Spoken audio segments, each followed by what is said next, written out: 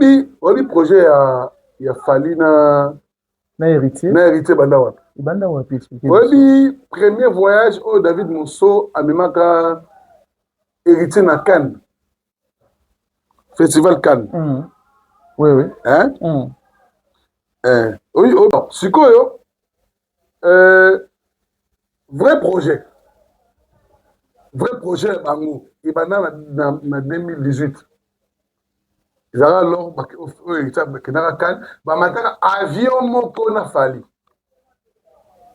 Quand on a été TV, fali na héritier, bano son na bango. Depuis. Mais na comme jour à directeur direct na celle manana ni Anado, comment il s'appelle un journaliste à rappel proche à Aigleboul. Ah oui, qui Ika de Hong. On a interviewé mon salaire pour Ika Zoloba. Abo Salaki. Bana ma osola na bana kala mena ndenge ya scène. To pesa image. Fali héritier baza yena leki bana ko pere bana kala. Ya lelo na lobi te. Ngala kama blumzo mona bo moni TVP eza na ba réalité moko boye. To bo mango poto to sala meme fali héritier. Mais nous les gars guerre d'esprit c'est on a la quartier la tête. On a maison mais bon hier au quartier dans orchestre na ye. Et puis quand on a pas peut-être comprendre des moi mes amis me sont la plateau ya Mirador. Il fallait appeler ça qui déplique mongo et dans ce maximum mongo likolo azong ici et là bongo. Mais en vrai ben leur grave dans la montée. Bravo. Donc surtout ni moi ni na rappeler le long. Comme là la mémoire mon coussé. Ben éviter au fait ben arrêter yena ba bela pona nini so bino sika na speaker yena ba bela pona kambo yena ba bela kambo bo faire ina fali ba bela pona yo gabala ba se oui voilà face na senga vina na aigle na vina gola ba limbisa ka kota na rolo ba meilleur ça ba ba ka ba bela nga ah bon ba bela nga bo ba bela na bango biso o dolo fekete bandal ba côté bandal bon vie là on m'a médicé comme ça beaucoup comprendre gars et les gars na bon finalité nango ezalaka mais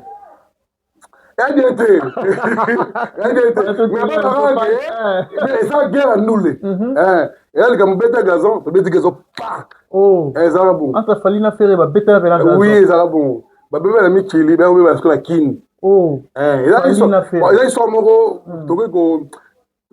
toko betelo na bokote bon ezala guerre musique ezala bon très bien l'un à l'autre ba comprendre pourquoi et ça la même ndenge mais na ndule ezala nango ya ndule kenda nango et kena nango pebo bon vieux verki soboto la papa et maman mi ezala nango et puis na tembe ezali moto na tembe na muta tembe ne sili siko bakutana toleka bon tolele ngaku na osepela bongo nga osepela bongo yozo sepela bongo mais frère na Marius Munga lobi après featuring ezala moko asili moko atikala Marius eba fali na quartier la terre OK Gabana eba fali na banda na Gitambo on dit Marius c'est mon ami c'est mon frère bon c'est grand frère à moi âge mon âge moi 2 ans une année mais je dirais que na betandoule Marius a betandoule na ko expliquer que ça bon quand on a featuring oui après featuring aussi là rien et pour apporter quelque chose entre les deux artistes oui laisse tomber je peux te dire qu'il faut apporter un plus na héritier OK featuring collaboration il y a combien d'artistes sont passés na héritier featuring tala aigle lobby que bossa na featuring yo boy à part héritier asala pena chez Lamputo asala pena Bendoson asala pas artiste belé bon asala héritier lo na gamba na père na biso grand-père Bozi ana ce qu'il faut y parce que OK manager héritier David Mosso muto asala que a orienté Fali c'est David Mosso mais ça je dis comprendre la complicité là tu vois ah bon Naï, je suis fier. Quand j'ai commencé à soutenir l'héritier, parce que moi je soutenais l'héritier, tout le monde le sait, toi-même tu sais. Oui. Quand tu viens avec moi à la maison, tu sais comment est-ce qu'on est avec l'héritier. nabetela yango tolo te nabetela yango tolo te betela yango tolo te nga sudin héritier molelaka te nga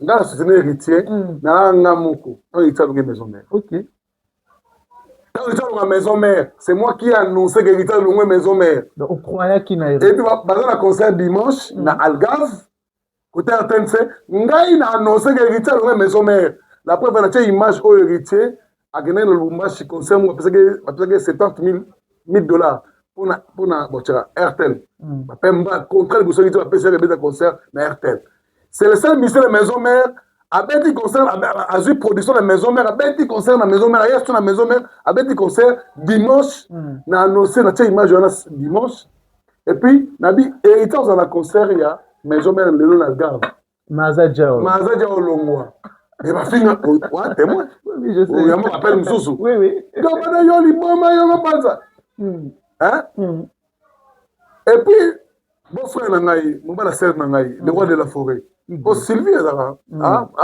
besoin sœur na biso ça yena abel ko likambo bo frère na fali ba bebana pone yo gabala ba sele obi wala fa senga vina nga aigle na vina nga gola balimbisa ka kota na rolo ba meilleur ça bo ba ka ba la ah bon ba la bo ba na bango biso o dolo fekete bandal ba côté bandal bon vie na mo medika nkala bo comprendre ka il ga na bon finalité nango ezalaka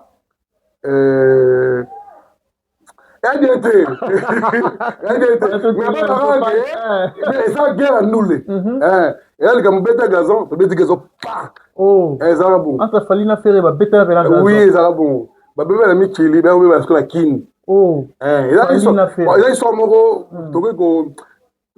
tokobetela maboko te bon ezala guerre ya musique ezala bongo très bien l'un à l'autre bacomprenaki pourquoi esalami ndenge wana me nango ndule ezala nango ya ndule ekendaka nango ekendaka nango mpe bon vieux verkisa botola papa ye mamomi ezala nango epuis nani tester mpe papa ye babotelaka ye momi eza makambo eza masolo tokobetela yango te eza via bato voilà mais bato ebele bakotraite héritier à perdre esprit wenge mpona rencontre na ye na fali popa est ce que c'est vrai héritier watala belelo tokoki koloba alongoli esprit wenge mpo na rencontre ou soit esprit wenge ngo ezangi wani bon nayebi te peut-être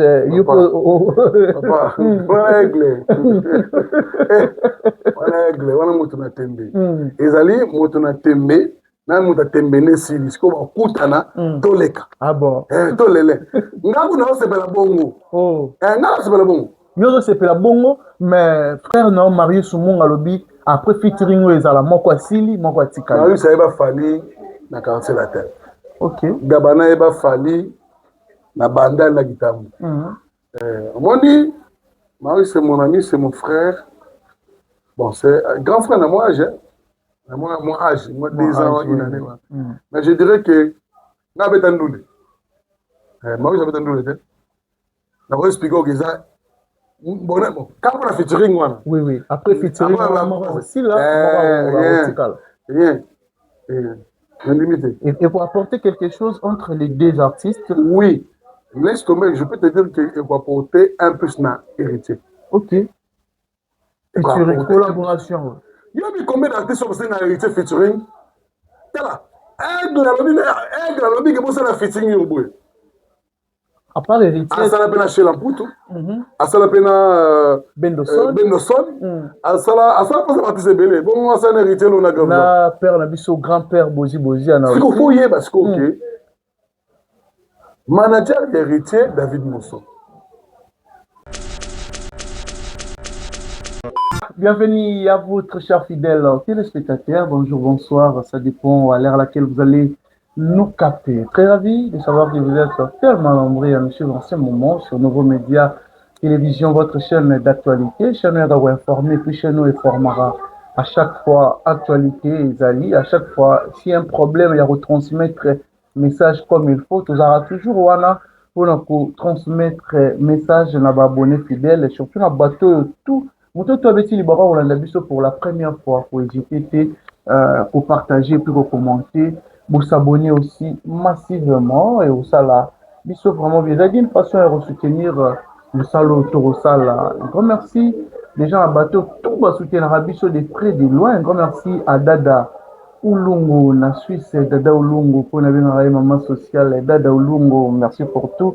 Pourquoi pas aussi de dire merci à ma grande sœur chérie, Clarisse Mouyembi, Yakulutu na biso Gilenga Ntsebe, on a pêché Bambote, à Olanda biso Pesikoyo. Merci aussi à Zaina, moi n'envoie Babi, moi n'envoie au Katanara, jamais, jamais, jamais, jamais. Merci vraiment à bateau, tout Olanda biso. Merci à mon caméraman qui est derrière la caméra, soit vous à la même morale, Nanga Fongola biso Rosala. Vraiment bien là, je dis déjà bonjour à Gabana Bassé, les principes de la presse congolaise, l'homme des marteaux. Merci beaucoup. Merci, bonjour, Kérit Nchipi. Gabana Bassel. Moutamagambo. Ça Comment fait échangea?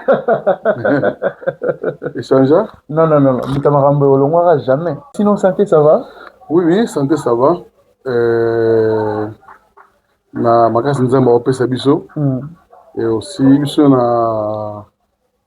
na église so apesi ko batuni comment ça va to baka grâce sur grâce. Grâce sur grâce. Ça plan na oyo. Oyo. Oyo ezali bracelet ya conquête. OK.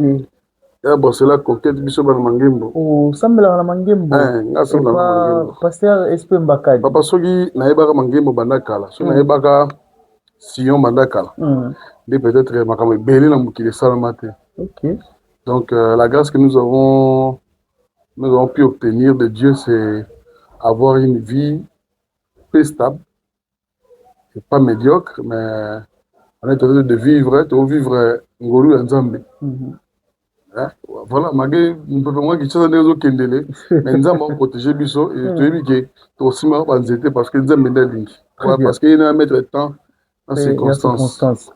Voilà, on est lobby Esther Miezi, les mères des enfants, les mères des garçons. Les mères des garçons. Maman Esther Miezi. Maman Mokonzi.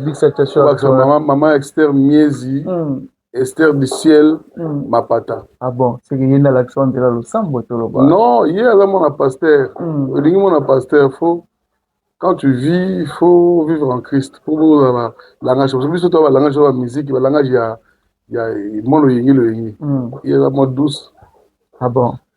Voilà. Mais sinon, ça me fait bail, surtout pe na baitando iki, batebele baba on s'est posé la question, Gabana Bassi la kenda wapi, aza wapi, pourquoi tant ebele boy disparition na loba, soit quand tu pause na télévision, Gabana Bassi. Il y a un temps pour tout. OK. Et il y a un temps où tu vas aussi là Batou, il y a un temps aussi c'est rien d'habitude to misé la bisomoko. Faut voir la carrière parce que en 2008, je n'avais pas des enfants, mais le lot, en 2026, on a père des enfants. On a comment père des enfants. On a père des enfants. Famille sous mon pandi, ma master, ma petite sous encadré, et la vie, professionnellement, tu n'es pas ça, mais la vie. Là, c'est les rôles que j'ai toujours eu pour la jeunesse, et voilà. Très bien. Gabana Bassele, des retours, je pense que Namoni Basport ou Eroleka, des retours à l'RTNC 1. C'est quoi le projet? Le projet, comme ça. En fait, moi je suis journaliste, producteur. Toujours chronique musicale? Voilà. Parce que moi, ma profession, c'est professeur d'être journaliste. Alors, les gens ne comprennent pas. Parce que tu as dit ça parce que quand tu parles de pose pour ça, politique, la politique, c'est l'art de gérer l'homme et son espace. Oui, aujourd'hui, l'année prochaine, dans la détenteur, il y a diplôme, diplôme en master la science politique et administrative. Donc, moi, je fais la politique, mais la politique culturelle. Donc, je dois apprendre ce que je veux faire, ce que je suis en train de faire. Pour apprendre à gérer l'homme dans l'espace. Donc, c'est-à-dire que quand on fait la politique, le politique est comme un système, il y a. Tout le monde va faire un rabat, ça, politique. Non, ça, c'est pas la politique. On a une fingologie. Oh. Fingologie. Moi, je ne fais pas ça. Batama finga. Fingologie na bésologie. Ah bon. Mais le tu bêtis sur le politique, il y a plutôt mais sur l'angle actuellement, comment tu trouves la RDC, notre pays, Oero Kambama, la Félix Antoine Tshisekedi, son excellence. Président. Oui, notre président. Son excellence. Son excellence. Monsieur le président de la Bégui, Félix Antoine Tshisekedi, Fatu Béton. Ça évolue quand même, l'évolution, surtout. Non, toujours au pas, il a changé de mentalité à Batou et aussi, il a un grand travail à faire, il est en train de le faire et puis voilà. Et vous évoluez très bien. Oui, très bien. Très bien comme il faut.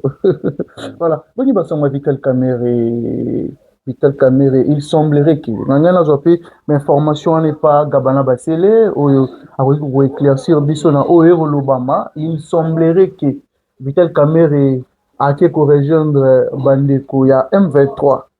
On a une précision. Est-ce que c'est vrai au Lobama na matoya to na monoko to na matoya ba? Raison les amis. Raison on y va le même raison peut tuer baraté tout zara surtout tout monde songo la zara qui a commis dans l'autre camp. Bon, en fait tout le monde a vu vidéo moko ya président Vital Kamerhe en président avec vice-premier ministre de l'économie. Il a fait une vidéo avec rendez-vous avec un événement et seulement qu'il y a une place pour ne pas citer le nom à Kinshasa. Alors qu'il était la voiture, Benoît Kazali, son porte-parole, il porte les comme un protocole. Alors, et ça, moi, comme on a eu ce qui n'a moi, moi, non, cette fille-là. Bon, je ne sais pas, peut-être ceux qui ont autorité, si ils applaudissent ça. C'est toujours elle qui crée des informations. Et apparemment, il y a des gens qui l'envoient faire ça pour nuire la personnalité de Vital Kamerhe. Mais ce qui m'étonne, cette dame, pour nous respecter, parce que et malgré ça, on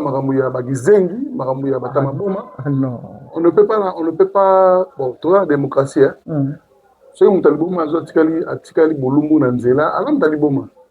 Mais tu peux non. C'est une folle. Parce que quand vous avez information, vous voyez la mouton, mais nous sommes dans les banques. Quand nous sommes dans les banques, vous voyez la mouton, il y a un appliqué. Alors, quelqu'un qui dit Vital Kamerhe a rejoindre M23, il faut que ma service m'interpelle. Normalement, non, mais informations, nous avons un pays. Non, Vital Kamerhe depuis. Vital Kamerhe qui porte dans la vacances parlementaire. Nous avons plus de 500 députés. Ils ont voyagé dans la vacances parlementaire. Ils ont base d'abord, monsieur, ils ont voyagé, ils ont parce qu'ils ont vacances. Et bien là,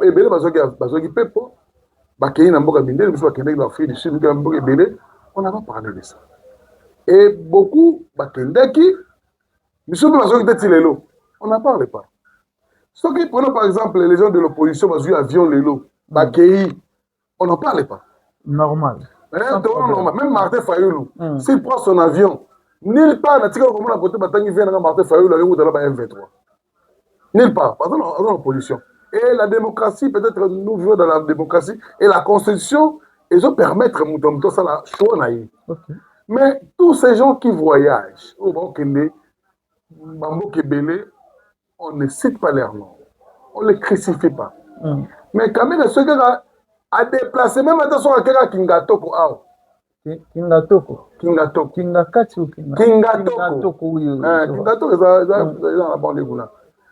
ceux qui Kamerhe a déplacé,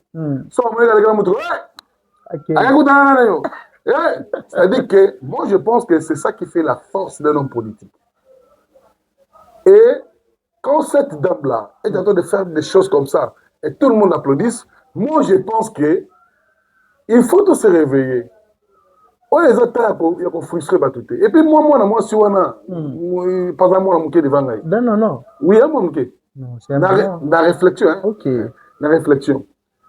Hier, à une blonde en Salawana, dans un pays où vit l'état de droit, il faut m'interpeller. où est-ce que tu as puisé cette information? Parce que Vital Kamerhe, c'est d'abord un partenaire fiable et privilégié du chef de l'État. Ceux qui ont un plaisir, mais peut-être moi, on a un bandit folie. Pour moi, on a besoin de moutou, bangi, ça va mener bangi, pas que ça donne un diminué bien banal, on va faire graine. Parce que Vital Kamerhe, depuis, Vital Kamerhe a été exilé. Là, c'est faux. Moi, je tourne dans le téléphone. Oui, oui. Je suis président qui est vacances parlementaires aux Zonganay. Mais cette dame continue à lui que le président Kimi Akenagi exil, a orienté, a gagné dans le M23. Mais Kamerhe est revenu après 30 jours. Et sur Moutassé parce qu'on a un travail à faire. Et il a arrêté de voyager à vacances parlementaires à Zongi. Parce qu'il y a un Bela Oyo, Babenga Kia, pour ne pas divulguer d'autres informations par concerné Mokondi. Et depuis lors, il n'est plus rentré. Il n'est plus parti, c'est ce que j'allais dire. Depuis à Zonga, depuis les 12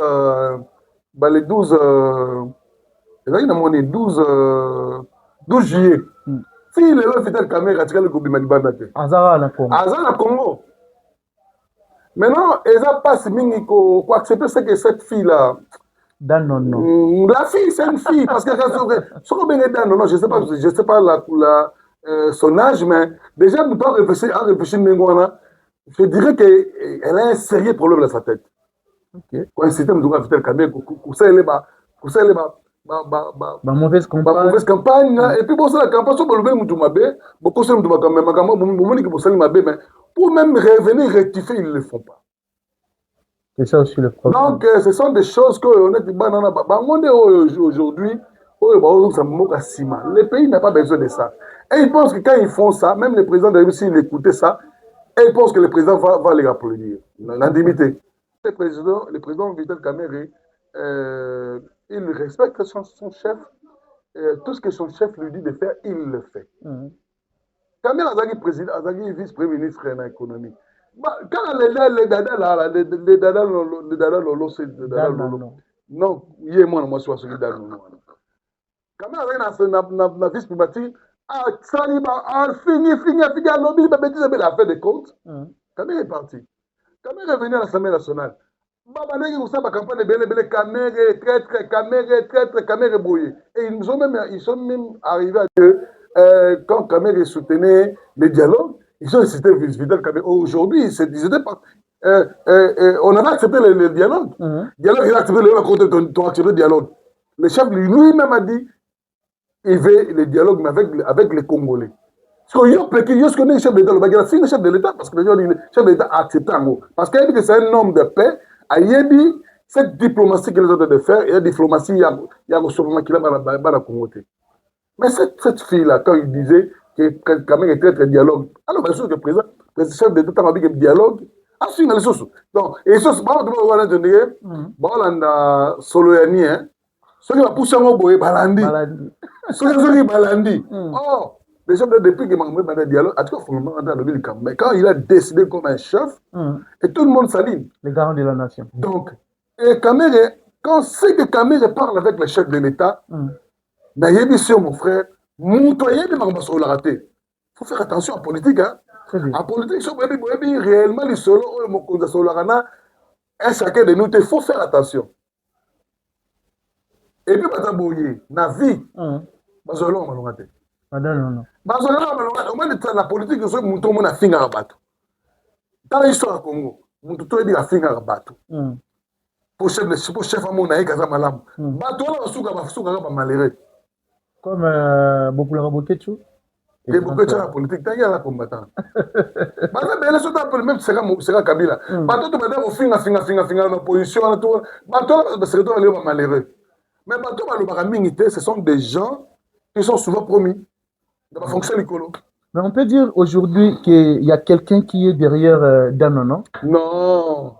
Le problème de Vital Kamerhe, ce n'est pas que la dame là, Adofinga Kamerhe, c'est une mauvaise intention. C'est qu'il cherche que le président de la République a se séparé na partenaire na ye historique et plus privilégié.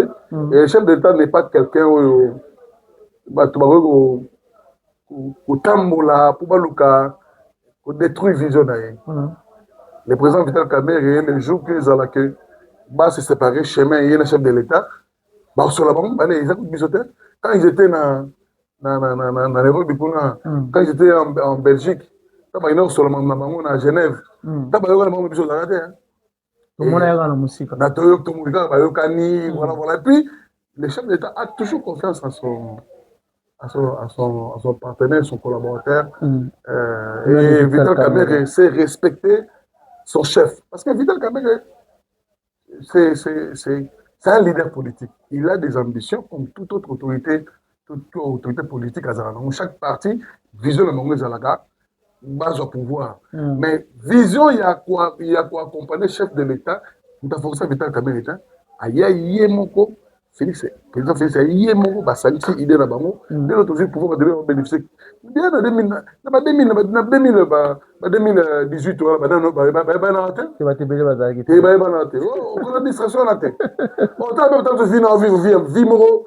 malheureuse. Donc, faut pas suivre des gens comme ça. Ah bon, voilà. Mais par rapport, il y a décision où notre président Christian Bossiembe aussi a vu par rapport, il y a réseaux sociaux.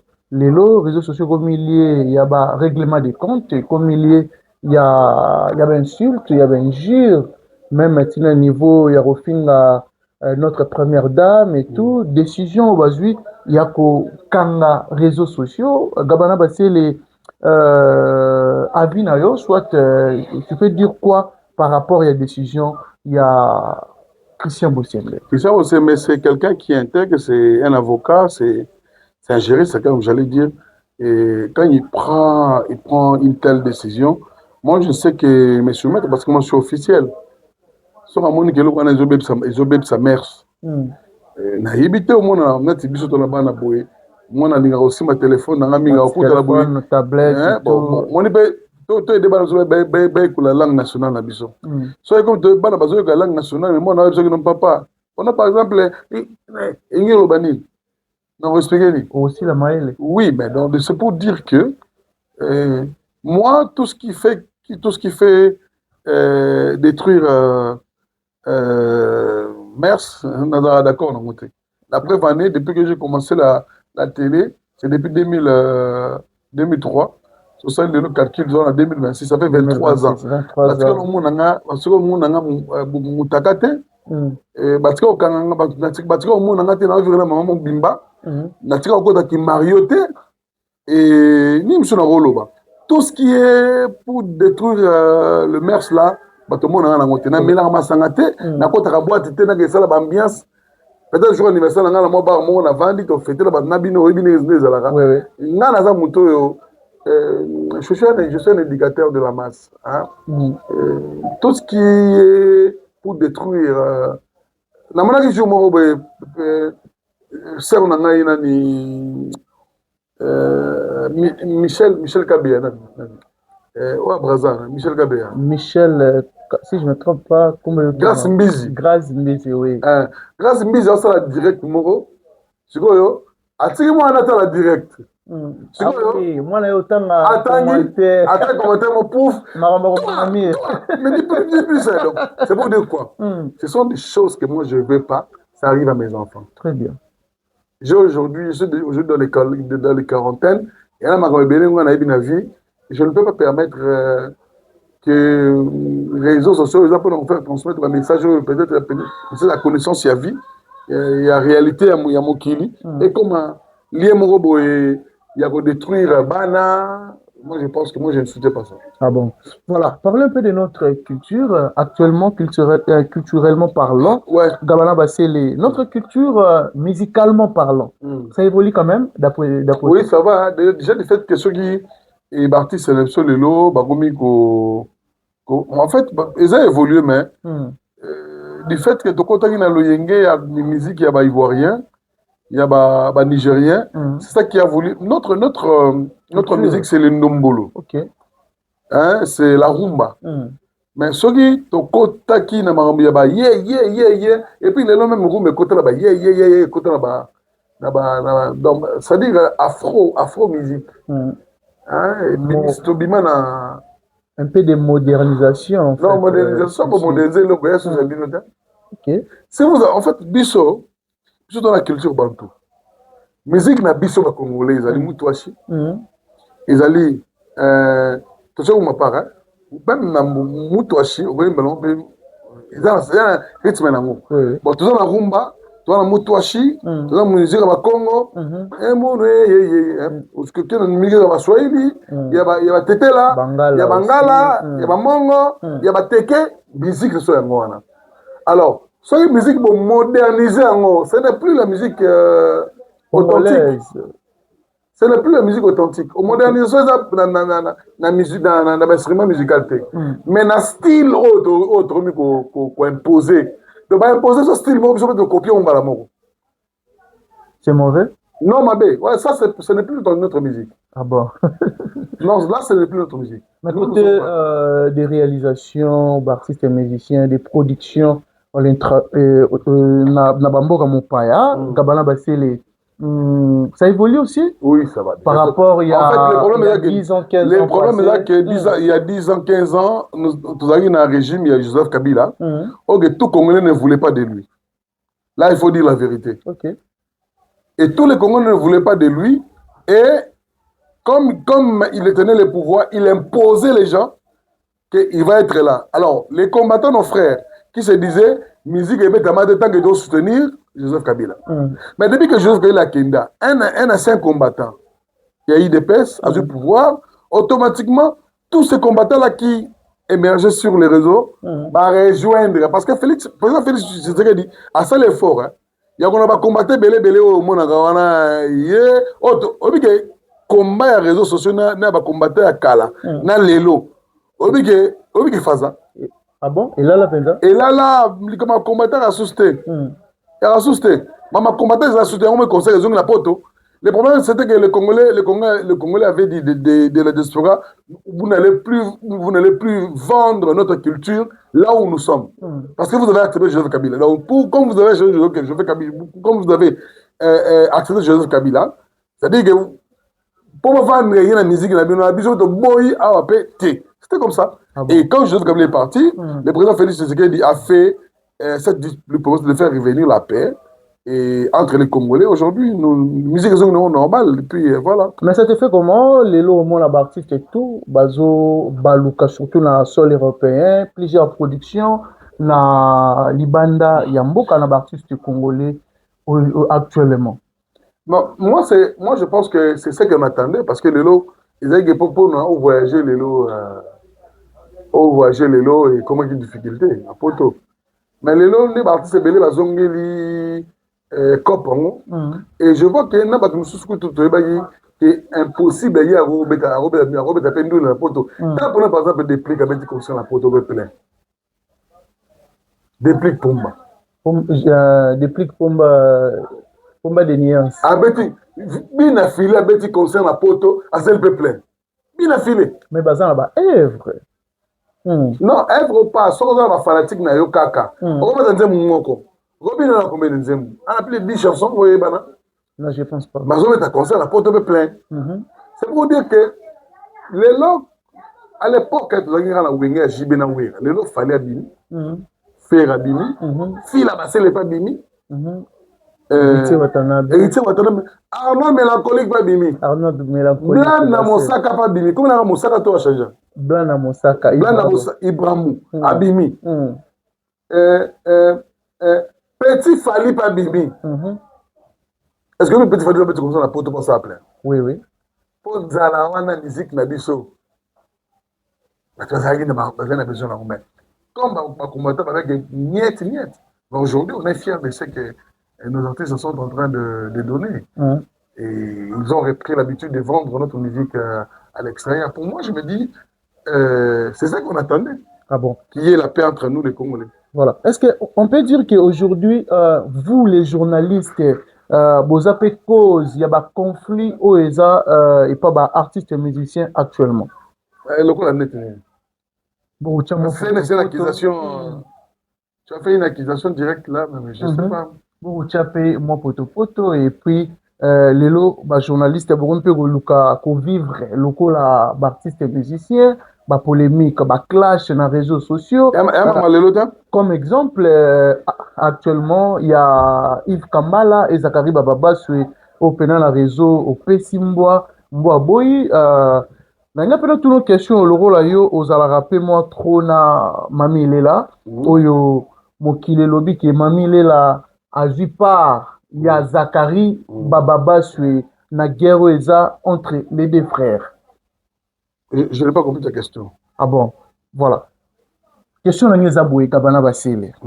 Actuellement, bah clash dans les réseaux sociaux. On a fait cet exemple normal. Actuellement, il y a Zachary Bababa sur là, monsieur Yves Kambala. Yves Kambala. Oyo, une intervention. Il y a Mami, il est là auprès de monsieur Zachary Bababa. Il y a des gens bah jugé Mami, il est là. N'est-ce pas? Il y a monsieur Zachary Bababa à contre monsieur Yves Kambala. Ça, c'est ce qui concerne Baroumi Balé dans Kodate, parce qu'ils sont mes aînés. Mais c'est que je déplore le comportement de quelques aînés où je trouve ça bizarre. Alors, je vais t'expliquer une fois. Quand je vis la vidéo avec Zachary en train de se filmer avec lui, avec Mami Lela, la comprenait qui?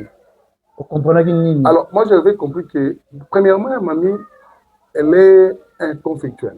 Ok.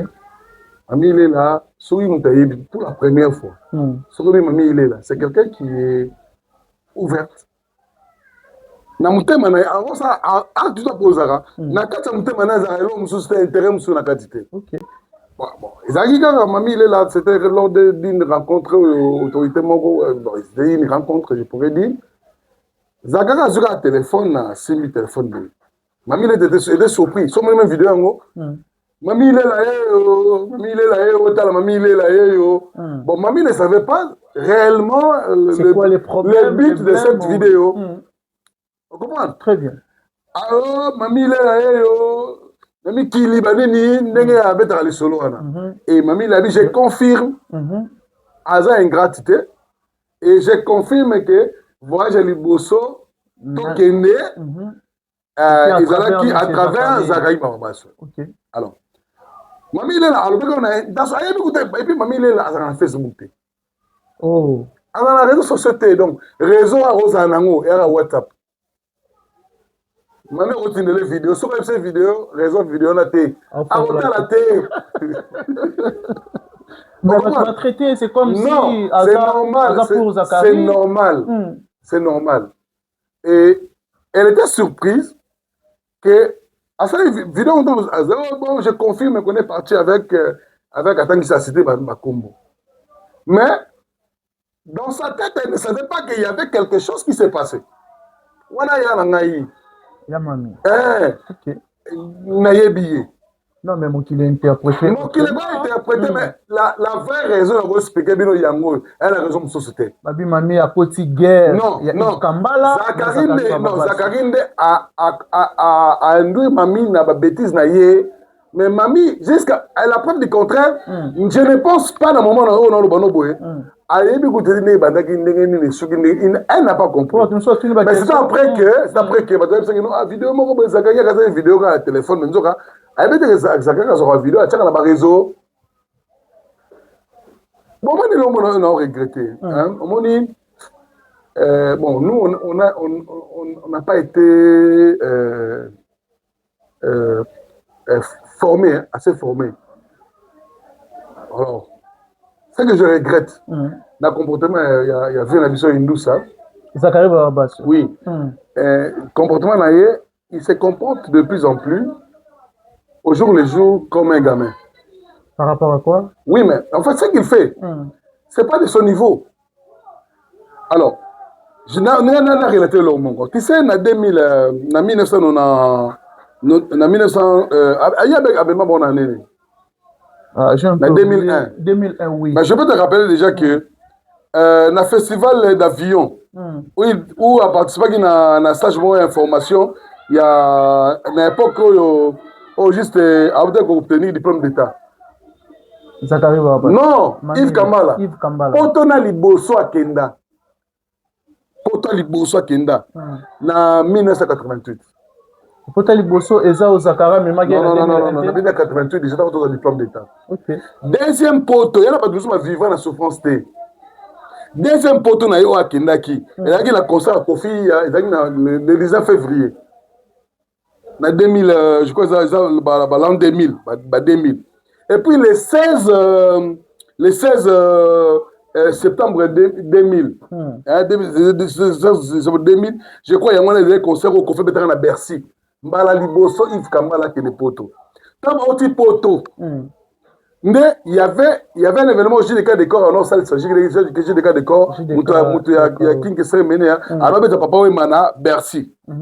À partir du concert on a Bercy, où il y a papa Wemba, il y a une proposition qui artiste journaliste qui va accompagner papa Wemba. C'est la cause au moment où papa Wemba en 2001. On va pas la Bangolo. Il cause et ça il vient de chez Indoussa. OK. Non, à l'époque tant besoin de kola, des trois frottés na 2000. Pour moi j'ai commencé en 2003. À l'époque tant que Bangolo, raison c'est parce que il y avait des gens qui frauduleusement oyo rôle na bango e banakite ko samuya bakanga pa mba beke ko mba voilà, c'était comme ça. Et puis, parce qu'il y a plusieurs informations. Moi, à ma connaissance, j'ai ça que j'ai nous ça vient d'Abisso. Mais c'est un conseil que je peux donner. Là, il va pas conseil. Non, moi, je vais oui, viens, il faut bien ma cambo, il y a pas polémique. Et ça libère si manaïté.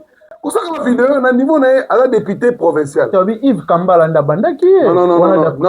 Gagne ma bango, on a encore tapé naté. Parce que des fois, il Fali. Quand moi j'ai côtoyé Fali, ni Zakari, ni Yves Kambala, je pense que tu es au courant. Oui. Pour moi, il n'y a pas Fali qui bosse de tout. Oh, il bosse de tout. Non, il n'y a pas Fali vieux Fali. Il y a Fali. OK. Quand vieux Fali, tu as dans l'orchestre. Tu as un projet, tu as un orchestre. Kibindankoyi. Avant que Kibindankoyi, il y a bien. New City. Okay. Quand on a yébié, Bali Bosso, on a Lubuzi. Bon, on répète ma côté, c'est bien tout ça. On a vu un bisso. Alors, Fali n'a pas de côté, on a Moussa Pila, Missunga, on a bêti ma bonne côte en côté.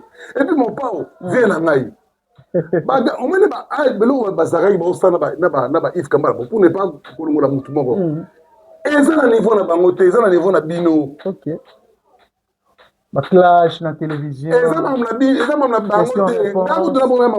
Bon Babi la musi bango tout est. Kasi la musi bango comme les gens batata mi bimba. Nga déjà dans les quarantaines na tata. Mais bon ba 60. Ba musa mamile na makambo yo. Mamile là c'est quelqu'un oyo générosité les gars makasi et puis à la deuxième vidéo Yves Kambala non. Il y a comprendre de quartier. Mais comme conseil à Zakari ou Yves Kambala. Exemple, Paulin Mukendi. Lui, c'est une référence. Même maintenant, vous allez avant hier, même pas exemple, Paulin Mukendi. C'est une référence. Moi, ça vient de. Moi, je trouve que c'est honteux. C'est honteux. Vous êtes d'accord, tu es là où ils ont. Non, c'est pas un été. Mais comment vous savez, c'est un niveau là, c'est un bino. Par rapport à Zabato, est-ce que Bena Zakari Bena député député nationalité, à député provincial. Et immunité, il y a député provincial et limité à la province. Nous avons la face de la justice, on a dit non, mais on a fait décision de justice, présentement, ça, c'est affronter la loi. Ça c'est faire montrer la justice. Notre justice est faible. Un député provincial, la nationalité. Immunité député national, député provincial, ils ont des mon côté. Oh, ils sont différents. Donc là, on a ce qu'on a dans Demba, on a Kassai. bakokange na Kinshasa. Ok. Et puis nous Maïssa si noté, so juste à dans j'ai bon si noté. Avant on fait des explications déjà. C'est dangereux pour lui. Moi j'ai essayé de d'entrer en contact avec un député, avec un ministre qui me dit mais vous savez na bino mais on dit que on ça la boue. Décision de justice sera tellement compliqué. Quand Yves Kambala ne parle plus, mais il y a Zoloba. Et puis il fait face à ce qui peut arriver venant de la justice. C'est dangereux pour lui. Non, mais peut-être que l'action Mokili Gazan a raison. T'es mabé. Ah bon. Mais bien que vous bien avec Kouloutou au Moni na niveau na yo par rapport à ça. Là tu vas prendre par exemple. On va en contacter. C'est pour contacter mais pour ça conseil. Non. Ah. Non, mon pas bien ça monde d'abord. Na vraiment ça va bien bon na via boulot ninga ngala tumbi. Na yibo. On vient ça rendre. So expliquer que vie. On dit que ne ben sina que c'est l'événement mon na le doit présenter comme ça. Dans l'année 2026. Bon on a bétan ngala première nduna dirigé dans ba à toi 20 ans. Dans 20 ans passés. Ça on a 2000 hein. Non, pas que ça grandeur. Est-ce que non, comme ça. N'a tu le lomo. Nga fier. Tu n'as vidéo deux fois. Tu n'as une vidéo ya émission le Mbongo. Hein? Oui. Avec Kofi. Tu n'as pas émission ya Fali la Bible. Oui. Oui, il a fier non. Ça ça des leaders à l'époque. Bah on a pété. Bah d'ailleurs on m'a manté dans un siban. Point. Est-ce que Fali Nabi ba ko ndi makuta la plateforme c'est là les habits là les mama nanga akena world liboso e bimiso magi e ningisa batu featuring na momo nana Olivia clip exclusive et on ne pas ngai fallait il faut l'élection pas na yo et puis à l'époque aigle abina gabana s'il te plaît que na go bete la bim na ko est-ce que aigle ou abisa lelo. Avant le papa, parce que j'avais une certaine notoriété. Et puis, il a dit qu'il a raison. Il a dit s'il te plaît. Aigle, s'il te plaît, aigle. Meilleur artiste, il y a Afrique dans le monde. C'est pour dire que je suis là, je me dis, ce que j'ai donné, et peut-être,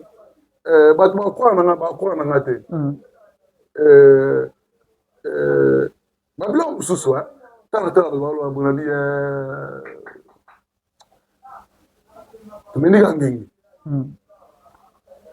je vous donne un conseil.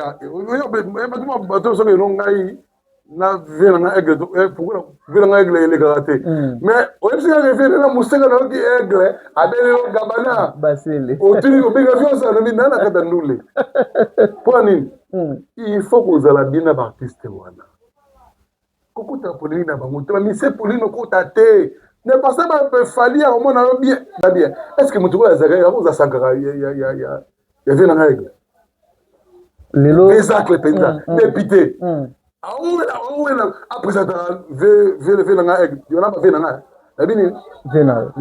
aigle même musala na ye à la base c'est un chroniqueur musical député babiso oyo tala babiso babino ne to sala biloko so peut-être au moment na babena Yves Kambala est-ce que mutuka Yves Kambala oza la sankara ya bon Yves Kambala non journaliste jusqu'à maintenant parce que a député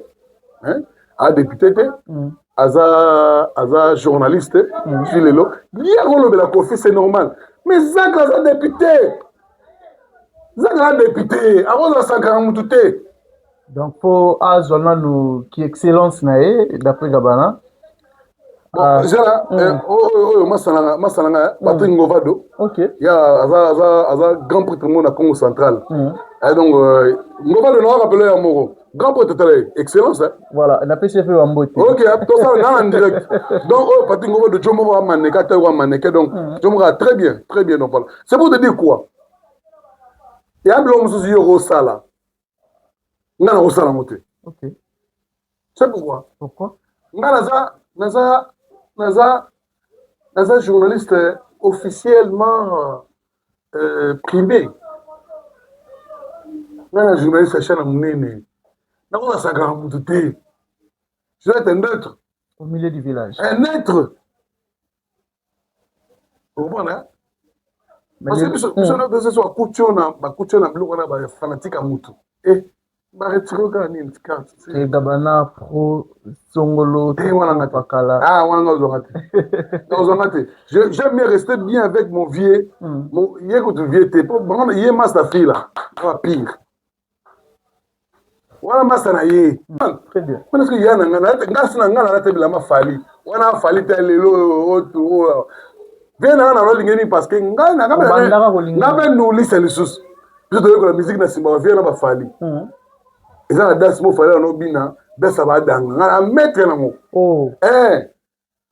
Chamou, chamou, pour aller, il y a quoi, ça, la danse, ça va bien, danse, ça va dinosaure. Alors, bon, oh, mon asa, on va dire, fallait bien soudain.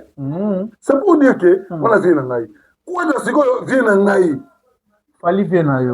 Maintenant, tout le monde dans le Stade de France, à Sangisi, Mastanae, surtout avec Ibinda, n'habitez pas, on rappelle les solos, et puis là-bas, c'est aussi, c'est fait partie na bateau yo ba évoluer ensemble na Fally Ipupa à l'époque mais ni ça là que tu retrouvé était na bateau yo ba fêter ensemble na Fally na mona Doli Mafinga ou la moni c'est le Kibinda et puis deuxième tour na mona ba Doudou ba sangala en vérité watanabe.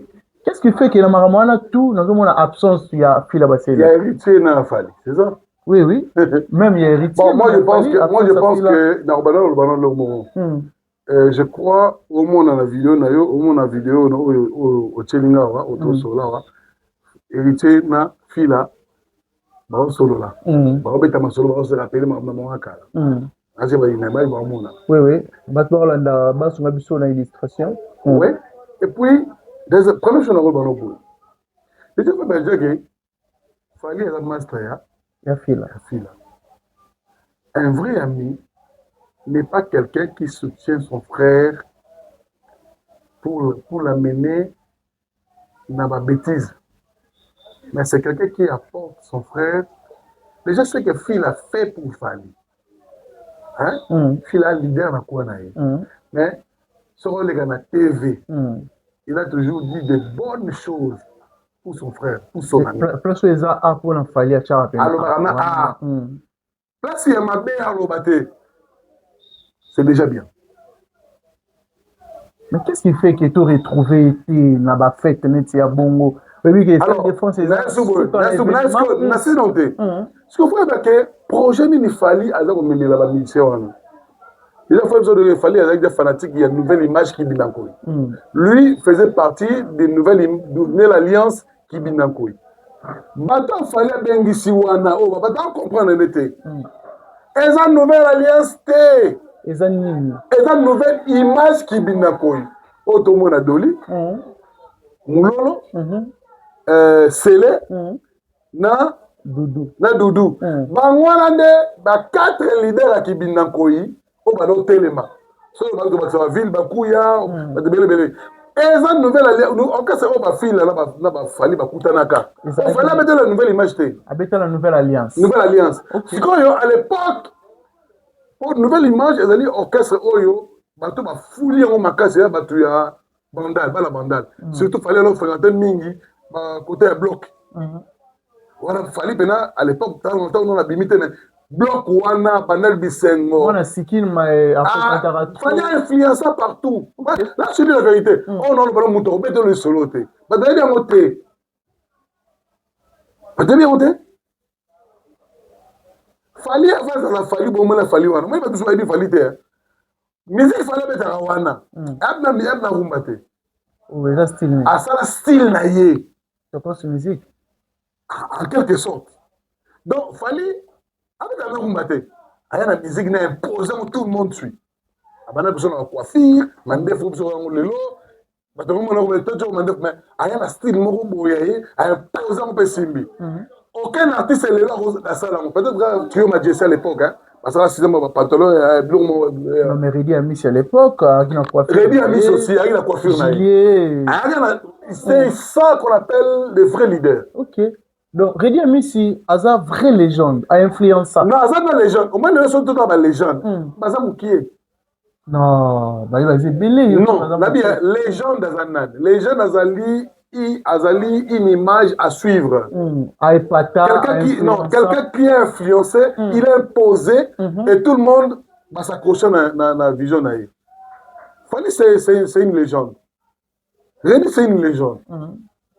Va imposer le Européen, et Fali Moudoutou, même il sait le pour ça succès. Il faut y avoir un style à Fali.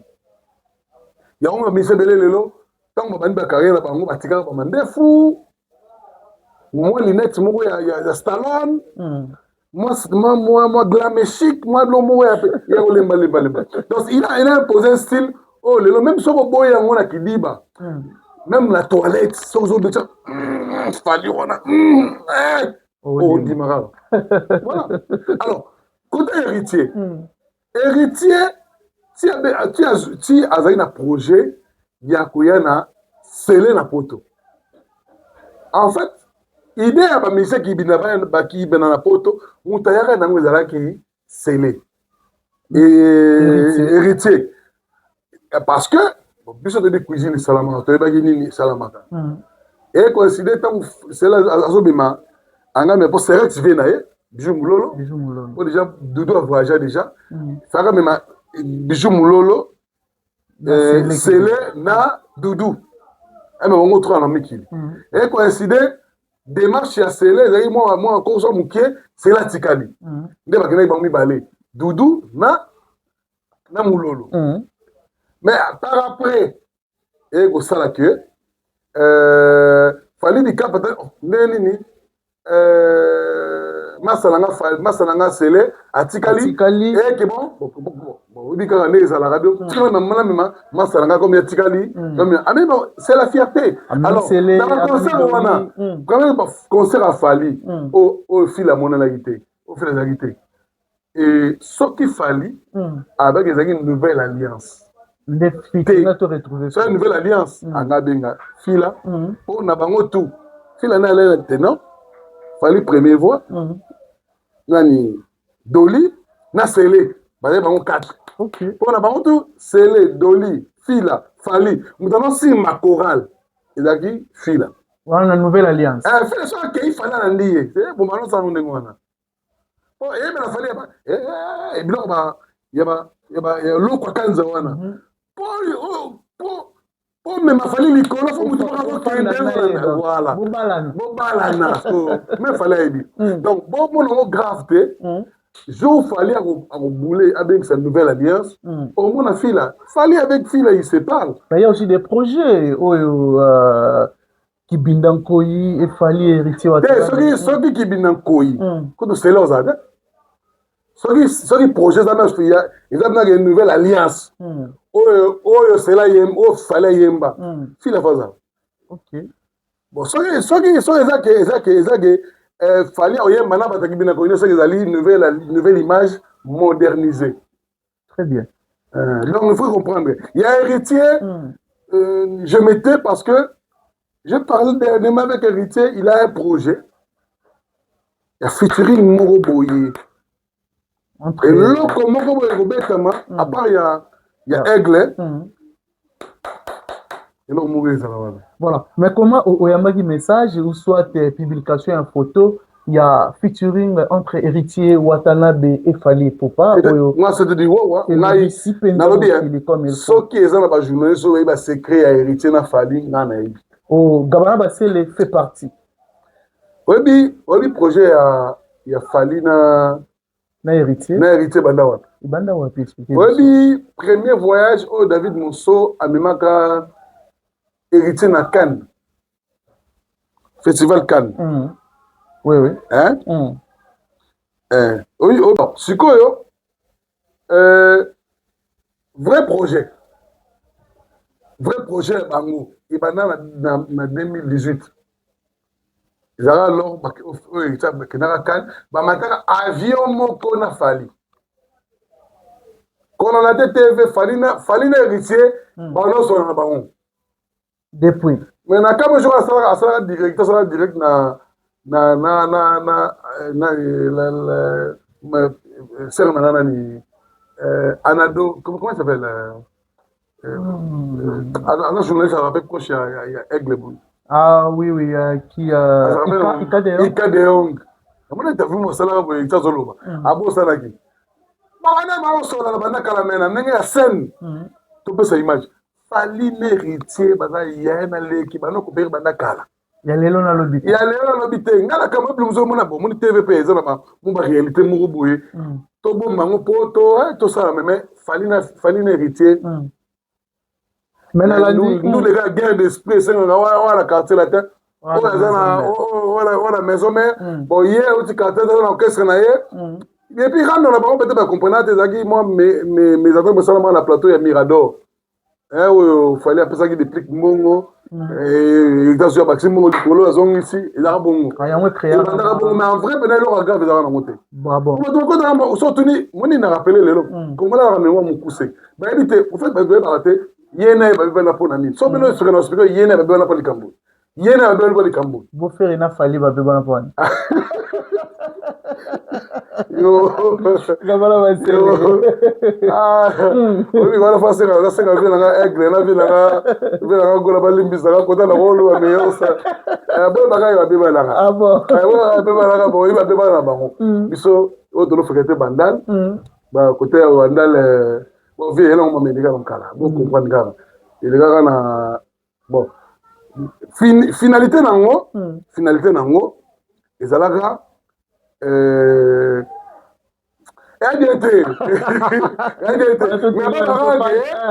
ça guerre annulée et elle comme bête gazon to bête gazon pa oh ezala bon entre falina faire ba bête na gazon oui ezala bon ba bébé na michili ba bébé parce que la kin oh ils sont moko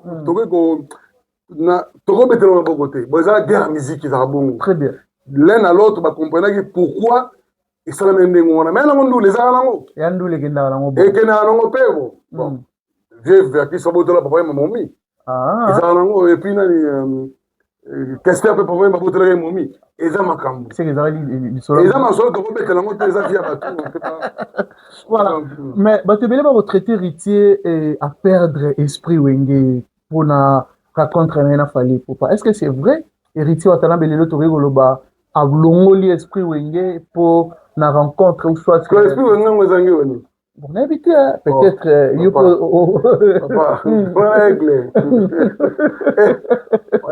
wana moto na tembe ezali moto na tembe na moto tembe ne sili siko ba kutana toleka ah bon tolele ngaku na osepela bongo nga osepela bongo yo osepela bongo mais frère na Marius Munga lobi après featuring ezala moko asili moko atikala Marius ayeba fali na quartier la terre OK Gabana ayeba fali na banda na gitambo Moni Marius c'est mon ami c'est mon frère bon c'est grand frère à moi âge moi âge moi 10 ans une année mais je dirais que na betandoule Marius betandoule na ko expliquer que ça bon quand on a featuring wana oui après featuring aussi là rien limité et pour apporter quelque chose entre les deux artistes oui laisse tomber je peux te dire qu'il va apporter un plus na héritier OK et sur collaboration il y a combien d'artistes sont na héritier featuring là aigle la lobby que ça la featuring yo boy à part héritier asala pena chez Lamputu asala pena Bendoson asala pas artiste belé bon asala héritier lo na gavana na père na biso grand-père Bozi ana c'est qu'il faut y parce que OK manager héritier David Mosso muto asala que a orienté Fali c'est David Mosso mais ça je dis comprendre la complicité là tu vois ah bon Naï, je suis fier. Quand j'ai commencé à soutenir héritier, parce que moi je soutenais héritier, tout le monde le sait, toi-même tu sais. Oui. Quand tu viens avec moi à la maison, tu sais comment est-ce qu'on est avec héritier. Mais bête la moto loté. Bête la moto loté. Non, c'est héritier. On l'a raté. Nga soutenir héritier na nga moko on est avec maison mère OK Quand tu as la maison mère, c'est moi qui ai annoncé que tu as la maison mère. Donc, au croyant qu'il n'a Et puis, pendant le concert dimanche, na Algarve, côté RTNC, ngai na annoncé que héritier a la maison mère. La preuve, on a une image au héritier, à gagner le Lubumbashi concert, parce que 70 000 $. Pour RTL. Contrat de Boussoli, tu vas payer le concert, mais RTL. C'est le seul ministère de la maison mère. Avec des concerts, à la production de la maison mère, avec des concerts dans la maison mère, hier sur la maison mère, avec des concerts dimanche, on a annoncé notre image dimanche. Et puis, on a dit, hérité dans un concert, il y a maison mère, le long de la garde. Mazadjao. Mazadjao Longwa. Et ma fille, ouais, témoin. Oui, je sais. Il y a un appel Moussou. Oui, oui. Donc, on a dit, il pas ça. Hein? Et puis, mon frère Nangaï, mon frère Serre Nangaï, le roi de la forêt. Oh, Sylvie, elle a besoin de ça. Ça, Ngemo. A dit, petit Nangaï, vous mettez un orchestre. N'habitez Noël. Il va se sentir ça, là, beau fou, mon respect. Voilà. Il y a Noël. N'a pas pour la matériel, mais l'information n'est pas ça pour la msara. Il faut le monde d'Ingwanate. Ayo, jour na mangal susu na dit oh yo na 48 12 thèmes à 48 yo faut 36 oh 12 fois 3 et puis 36 et avec 48 donc 12 fois 4 48 te nandima belagino na sala teba depuis on a dit en 2016 na ya mawera na 2020 na miwera na 2020 après plusieurs années na mawera comprendre pas bien ngate na loba mo il savait concerne le gaf semaine wala ke poto agesi le motama zongi ba tika lettre tango tika lettre sur la stratégie pour il faut la conférence de presse mais il dit que le mot pour nabato tant il y a avant que pour ça interview na joka à ça l'interview na ba tebele tellement interview joka na antenne il a un impact na da c'est hérité ça peut tomber dans sa vanité des années tout bien que ça kempe kempe affaire et parce que fallait me JB quand il tient l'ongagi maison mère à ça que c'est la plupart maman c'est où va soutenir papa chéri ne va pas est-ce que moi rendre le kotaki n'est-ce pas n'a c'est n'a proposé Joka pas tuer fille Ken Piel même tout ça que tu as vu l'habiter zoyer au salaire parce que tant on est dans moyena côté mais il y a BCBG simate ce qu'on bengi ça la molo mo kilo ngana na rikita bangotu c'est moi qui le rikita bangotu mais pas tu as bénéficié d'un poteau héritier qui est Gabala Bassi. Je savais. Ça te dérange aussi, Nelo Moyo Bundeli, mais Bandero Mususo Baïsi Manayo va bénéficier d'un pot, s'il faut vous clair. Gabala Bassi, il y a un poteau. N'est Bandero Lelo, presque génération, là, presque tout. Bakwenda photo, quand il y a des gens qui comment on a mis qu'il y a un poteau. Mais il dérangera autant les lots au bout bandagi ne bandeli patron va bénéficier dans bango là. Mais c'est que je peux dire que n'a dérangera peut-être. OK.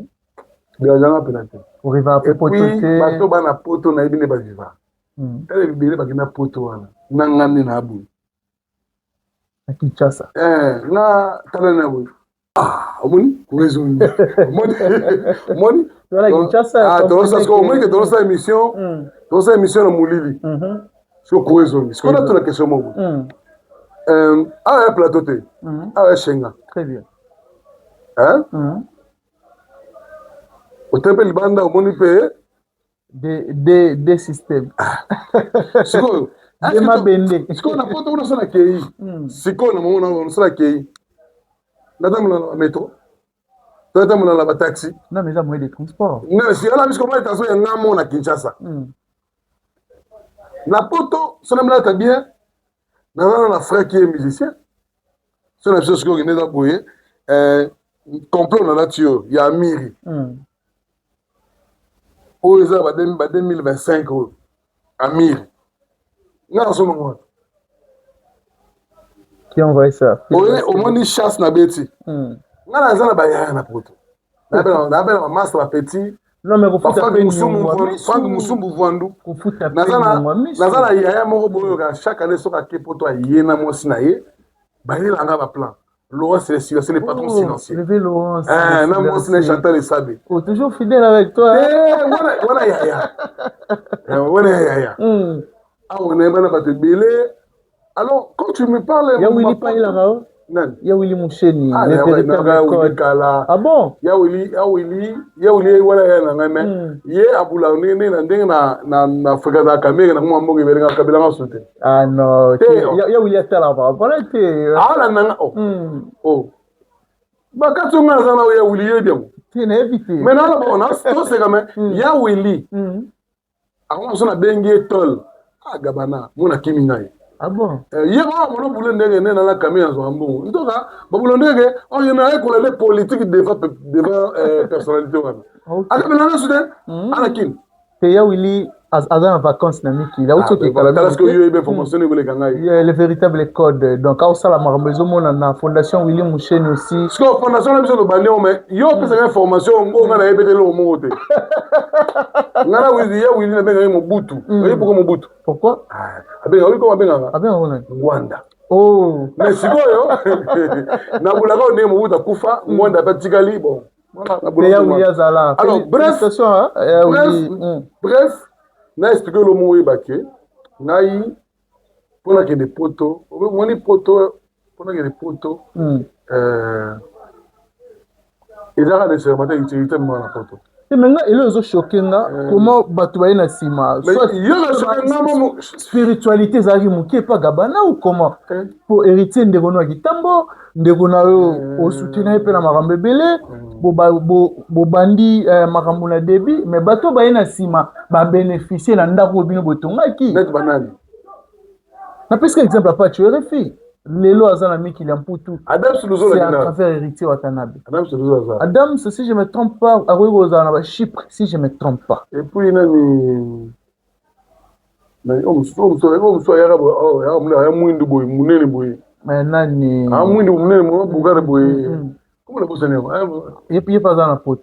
les bébés de la presse, les bébés de la presse.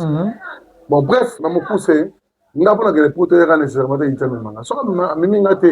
peut-être que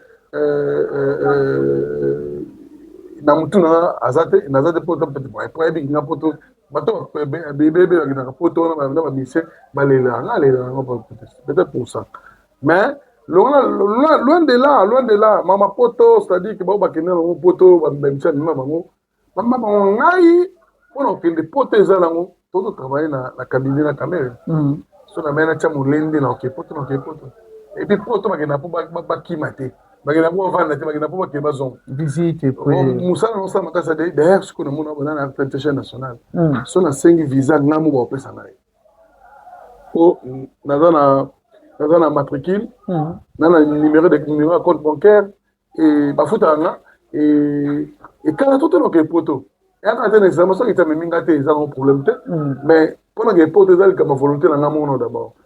C'est pas que faut na rappeler héritier, na la quand même héritier pour accompagner avancer. Comment avancer na c'est pas grave. Pourquoi même na banzembo héritier gabana basele te karaté même reconnaissance balibanga reconnaissance pesali ko dédicacer ton mususu gabana na banzembo héritier te karango pété. C'est comme si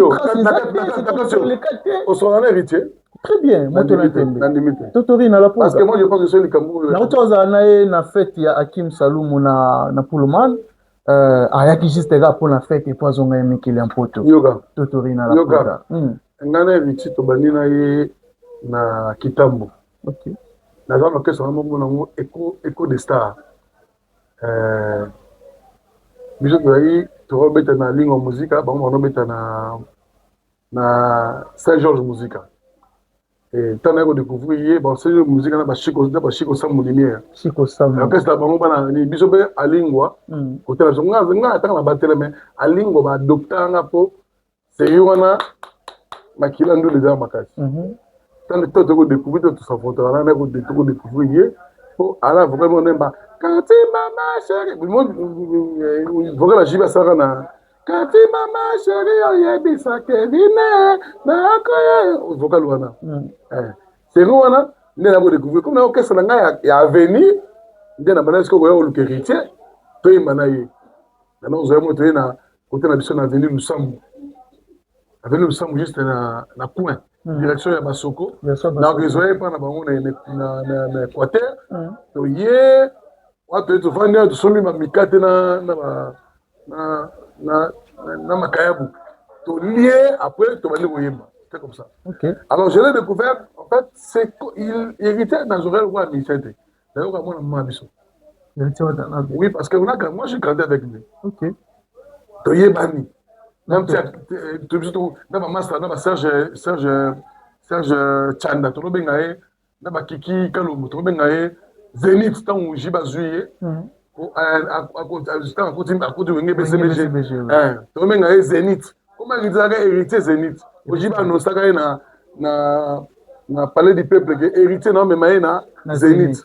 Comme tu la rabuna ndenge pe bakei batiki ye wera gozoye. Alors c'était comment pour tika na JB pour que à se retrouver na wenge musique maison. Non, en fait avec héritier, il a le démarche. OK.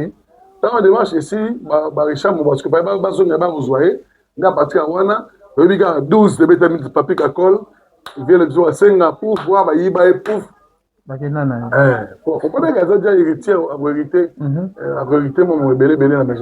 je pense que nous sommes arrivés pratiquement à la fin de notre entretien, mais juste une dernière question pour que tu aies les questions que on a début, mais on a une conclusion. Pour Gabana Basseli, entre Yves Kambala et Honorable Zakari Bababasui, il y a un tort dans le dossier. Donc voilà, Yves a raison. Oui, Yves a un journaliste, il est là. Yves Kambala, journaliste, devait attendre sa livre, et Azanon la COP. Zakana la COP, mais un député ne peut pas continuer à prester là, on ne peut pas na Kofi Yango. Il y a un prestaka au commissaire ministère, ça c'est pas, ça n'est plus son rôle. OK. Nga kuna mona na âge na comme nango lelo. Fonatika TV. Mais hier, ils sont à la TV. Et puis, un député dans la fonction, c'est pas normal. Ah bon? Donc, moi, je pense que moi, je ne soutiens pas Yves Kambala, mais je l'encourage. Très bien. Et puis, pour accompagner la ministre, il y a une polémique. Il fallait besoin de les polémiques. L'obé là, il est bien. Mais au côté de la polémique, la polémique, il fallait. Fallait fouiller parce que à Timela qui musique, koleka ba mise belo moi ba fali ba sala lelo ve tabula nga sala on abeta 4 pour Olympia akwa ko sala ngo malaka limité mais fali quand monique moi mon autorité moi ça na musique andimi a se fasser na Kinshasa a pesa mato na libanda ndele to molanda donc a se fasser qui mais à partir il y a international wana to benga complexé UPA mais bisora la musique la bisora ya rumba to côté benga ba UPA voilà c'est pour dire que quelqu'un qui a une certaine vision ba mise belé le cours mazala moté. Est-ce qu'on peut dire aujourd'hui Fally fait mieux que Koffi Olomide? Fally fait mieux que Koffi Olomide actuellement. Moi je dirais que Fally azopé la moto. Je ne dirais pas qu'il fait mieux que Koffi Olomide. Actuellement, Fally fait... Non, attendez que je veux dire une chose. Hein. Ok. Très bien. C'est que Fally est en train de faire aujourd'hui. Aucun artiste l'a fait. Mais, il faut savoir que Koffi Olomide avait fait de grandes choses. Koffi Olomide, une fois que c'est Michael Jackson pour la grande prêtre cour. Quelle est la vérité belée? Mais on ne peut pas comparer Bangondengo parce que moi je pense que ça ne sert à rien. Et ça veut dire qu'on est côté. Fally, aigle, a simi drapeau dans un moment où Koffi Olomide a simi drapeau dans un certain moment. Ouais, la coute a simi drapeau dans un certain moment. Héritier a simi drapeau à un certain moment. Faire repère aussi drapeau à un certain moment. Faire repère aussi. Fil la paix aussi drapeau à un certain moment. Ok. Vous comprenez? Très bien. Il y a aussi ma drapeau, Lélo. Pour ça, l'émission, on a senti que n'est-ce pas apprenant qui est TV,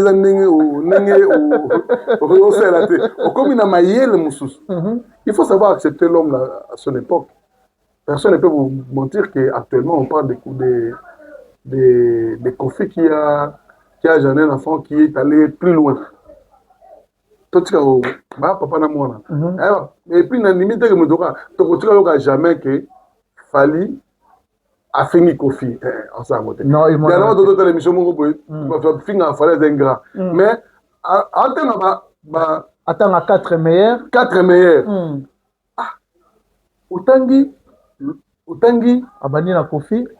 Utangi tabulaïté. Tabulaïté kufa. Batangi Madilu. Madilu kufa. Oui, Madilu. Batangi tabulaïté, atangi Madilu. Atangi Papa Wemba. Atangi Papa Wemba kufa. Atangi nani? Vebozi Boziana, Madilu System, Redi Amisi, Papa Wemba, Kofi Olomide, et qui encore Magali 6, si je me trompe pas. Atangi parmi tant d'autres, parmi les 3, sont parmi les meilleurs. Hein? Selon Ngaï. Selon Ngaï. Atangi fait quoi? Où est-ce que arrivé quadra na biso to luka polémique wana po elesa biso au moins de rebelle ici pour na tamita tamita boulaité bon il donne musicalement vous dites c'est l'eau quoi kanza tangi était donc tanga elo quoi hein elo quoi aussi attends l'eau kanza pour ezana deux parties partie mususu batuna giatanga bateau influença c'est le vieux Lokwa Kanza Wenge de l'ensemble. Oui, Wenge. Michael Jackson. Ah, c'est lui. Et puis, Mouton aigle. Voilà, fallait être beaucoup secoué au Milan. Ah bon? Oui, au Milan. Voilà, un mot pour Stade de Roi Bordeaux de Kofi Olomide. Pour Gabana Bassé. Il a un anniversaire, hein? Il a un anniversaire. Total? Oui, il a réussi parce que il a un anniversaire d'abord, il faut déjà. Et puis de deux, du fait que Batougia Bayaki, et moi je trouve qu'il a réussi. Hein? Très bien. Il a vraiment réussi. Donc moi je pense que je n'ai rien à dire dessus. Voilà. Il a réussi. Merci à toi, Gabana Bassélé. Merci surtout pour la disponibilité. Je pense que nous sommes arrivés pratiquement à la fin de notre entretien d'aujourd'hui. Juste au mot de la fin, quelques salutations à bateau, tout à disposition qui tombe pour l'Olanda. Bon, merci à bateau, tout à l'Olanda. Moi, je pense que merci à Kérit. Ça fait un grand moment pour nous ajuster. Oui. Et je crois, année, on a fait des émissions. On a ex-patron, ancien patron. Non, on a appelé sur moto. Avis du public. Vincent Chuluzi. Du peuple. Moi, je pense que nous, à la RTNC, on ne nous permet pas. On les garde pour le bel moment, bien sûr. Parce que la polémique, on a beaucoup de travail. Nous, on est au milieu du village. Non, mais au Solipé, ni pour ni contre, je pense que c'est possible à te belé. Quelques salutations, Gabana Bassélé. Non, allez à ce moment, à ce moment, il y a sur une raison, il y a qui osent en breton. Non. Je salue. Il est intelligent, intégré, pas important, mais très important. Très important. Il a de la matière. Oh. Il y a Théo Zambota. Oh non. Il est beau. Thé, il y a ça. Il y a Théo. Oui, bien ça. Mais il est hyper important. Il est beau. Et puis, il est beau. Il est calme. Élégant. Il est élégant. Il n'est pas important. Mais très important. Wow. Il y a Théo Zambota. Et ce qu'on met les gars, il y a Théo Zambota, Leki. je travaille. Et bon, il y a Théo, bonjour. Bonjour, Gabana, ça va, bien Théo. Le patron a répondu à la facilité. Comment est-ce que patron te demande Yaya où? Yaya, Théo, je vais te voir. Leki, Moussala. Au moins, là, on va dire Monsieur Gabana, c'est de la part de Théo. Il y a Théo qui? Il y a Théo Zambrota. Au moins, on va dire mais je suis anniversaire. On a parlé, on a dit Théo, c'est mon anniversaire, je n'ai rien. Il dit Leki. Il est le férié. Oh, le férié, il est lundi, le 3 août.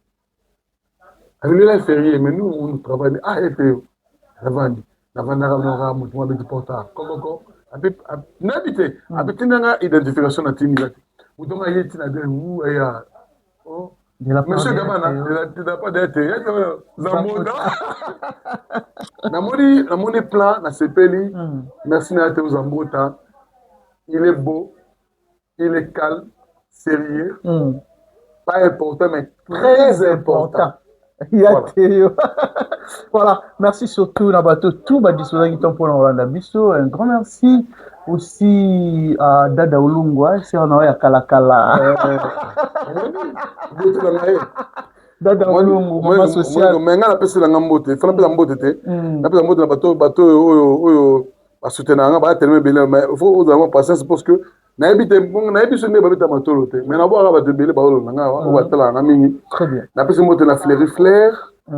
La honorable Ariette Wamou. Honorable PCA Ariette Wamou. La Chris Bakaleroy de Bruxelles. Éthique Mboukou, ce festival musique. La de Christian Bouwen de Moutamaël à côté de Nabiso. Et na pesimbote na maître Waza Nzamba Jido. Maître Waza Nzamba Jido. Percy Toumba prêtre. Ya garçon tout ya Belgique. Percy Toumba prêtre. Toumba prêtre. Na pesimbote mingi na Brita Zimakanda.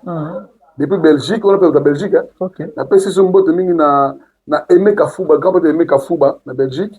Merci na président Robert Kanza président na Bisso. Na pesimbote ba permettre na ba bango pour pas de problème. Na pesimbote na Mbote na baza tellement belé na Mbote Eric Gouigné et j'ai na Mbote na Gaëtan Lipa Moto et na question de Paris si on a parce que nous on a des poteaux parce que Mbote mo ko ke bazali ben nga ya Richard Wabarikle na pesi Mbote na mon ami Timothée Sougana Noko yo yebi Timothée Sougana Noko yo yebi depuis Belgique.